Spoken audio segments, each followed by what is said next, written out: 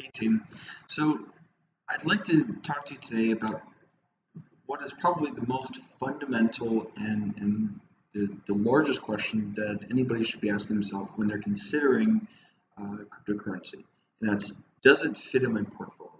So you may not even think of your investable assets as a portfolio, but that in truth is exactly what it is. For a lot of people, it's just their checking account or their checking and savings accounts, or maybe they've got lower risk investment vehicles through their local bank.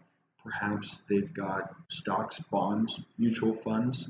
There's plenty of investment vehicles that anybody could hold. And thinking of all of these investment vehicles as one giant pie that is your investable wealth, uh, you know, for many people, they may even consider their primary residence, or they may exclude the primary residence and include other real estate that they might have and collect rent on.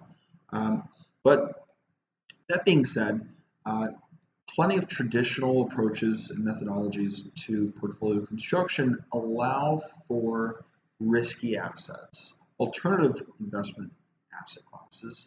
So I'd like to talk to you about cryptocurrencies and how they kind of fit in the picture. That being said, uh, I'm going to assume that you're going to continue watching this because you'd like to include cryptocurrencies in your portfolio. Um, there's plenty of questions that you need to ask yourself, which I can touch on through another video in the future, and that's assessing your risk profile. But assuming you've got a firm understanding of your risk profile, and this is no short task, it's a very real question, but beyond the scope of this video. But let's say that you do have room for a risky asset class like cryptocurrencies. Let's also assume, just for conversation's sake, for this video's sake, that that is going to range between 2 and say 18% of your total investable assets. So we've established that you have, let's say, 18% of your net worth that you're comfortable putting into a risky asset class. Should all of that go into cryptocurrency? Probably not. In truth, perhaps even if you're a very big fan, perhaps only 9%, so 50% of the risky asset class, 9% of your total investable assets might, and this is totally hypothetical speaking, because I don't know the audience and your circumstance will differ greatly from anybody else in the audience. But for conversation's sake, if half of your risky asset class is going to go towards cryptocurrency, then even at that stage, you probably don't want to hold on to just one coin. There's a whole approach to diversifying the coins that you're holding, trying to spread the risk. That way, if one coin kind of experiences a lot of volatility, then ideally the other ones are not experiencing that exact same risk. Cryptocurrencies are extremely risky. In a lot of cases, the cryptocurrencies that are collecting funds through their ICOs and then trading on secondary markets, they're not going to produce a real future. Many of them won't. They're extremely risky, but if you know or at least have a firm understanding of what you're investing into, then that's the first major step to not being taken advantage of or not FOMO investing, which is essentially just gambling. FOMO is short for fear of missing out. It requires a lot of research.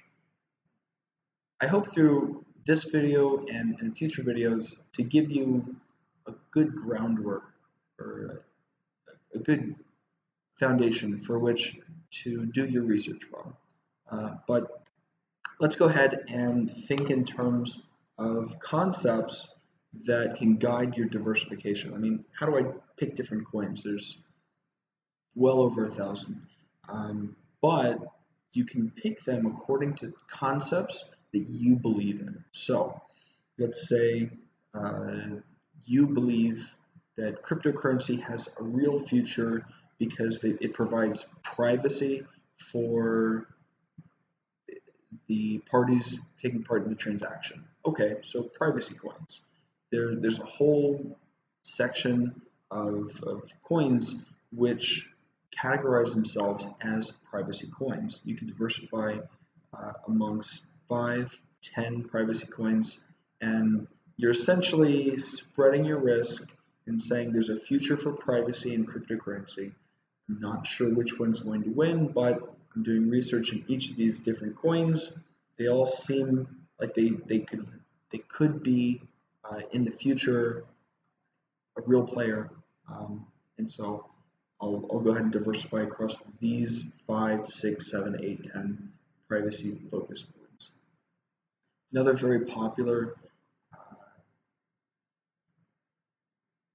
sector, if you will, would be gambling and gaming. So if I wanted to construct a portfolio around gambling and gaming and casinos or sports betting, then I could choose a handful of coins which focus on that and plan to provide solutions in that area. And so after reviewing the projects, if I feel particularly encouraged by a few of them that they will be able to come out with a product, gain traction. Adoption by the public and becoming mainstream is the biggest challenge. So, I mean, if you're looking at gaming and gambling, it's a $400 billion US dollar industry.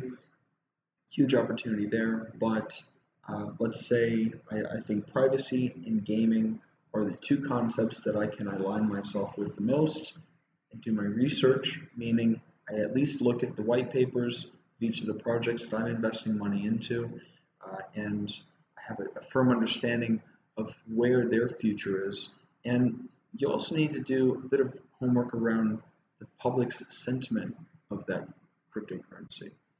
The public doesn't like it, then it's probably not going to go anywhere. Even if the technology is spot on, I don't pretend to be a techie, so I can't give honest and insightful evaluations about technology, but there's plenty of research to be had.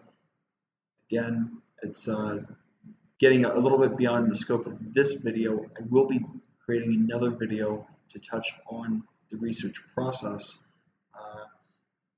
but you've got two solid concepts to diversify your money, your 9% across, and now you've got plenty of horses in the race. You believe in their future, and you've got a plan. When there's a lot of volatility and it seems like the markets are in free fall, this plan is what you're going to rely on to maintain hope and not trade out when you really shouldn't, and it'll enable you to trade out when you're on top. Trading strategies are also something that I'll be happy to get into in another video, but beyond the scope of this video. This video, I just wanted to take a few minutes to talk about what it boils down to is a holistic approach to constructing your portfolio to include cryptocurrencies and how to include those cryptocurrencies. Not just throwing darts at a board, but rather believing in what you're holding for the long term. Thanks, guys. Until next time.